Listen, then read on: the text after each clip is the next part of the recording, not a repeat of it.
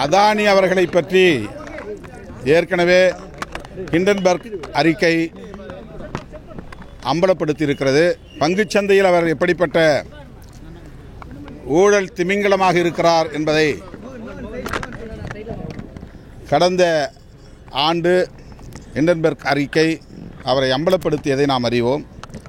அப்போதே அவர் மீது நடவடிக்கை எடுக்க வேண்டும் என்று எதிர்க்கட்சிகள் போர்க்குரல் எழுப்பின. ஆனால் மோடி அரசு அதானி அரசாகவே தொடர்ந்து இயங்கி வருகிறது. அதானி பற்றி நாடாளுமன்றத்தில் பேசினாலேயே ஆளும் கட்சி தரப்பில் கொந்தளிக்கிறார்கள். அவரை பற்றி ஏதாவது பேசினால் அதை அவை குறிப்பிலிருந்து நீக்கக்கூடிய அளவுக்கு ஆத்திரப்படுகிறார்கள்.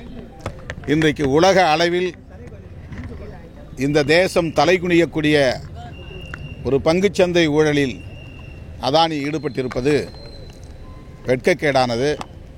ராகுல் காந்தி உள்ளிட்ட அனைத்து எதிர்க்கட்சி தலைவர்களும் அவர் மீது உரிய நடவடிக்கை எடுக்க வேண்டும் என்று வலியுறுத்தி வருகின்றனர்.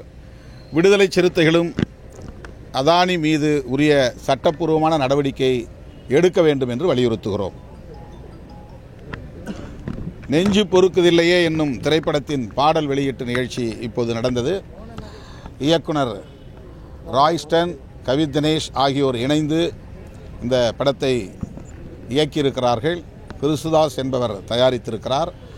ஆணவ கொலை மற்றும் அதனால் ஏற்படுகிற சமூக சிக்கல்கள் குறித்து பேசக்கூடிய இன்னொரு படமாக இது அமைந்திருக்கிறது. இந்த படம் வெற்றி பெற என்னுடைய வாழ்த்துக்கள்.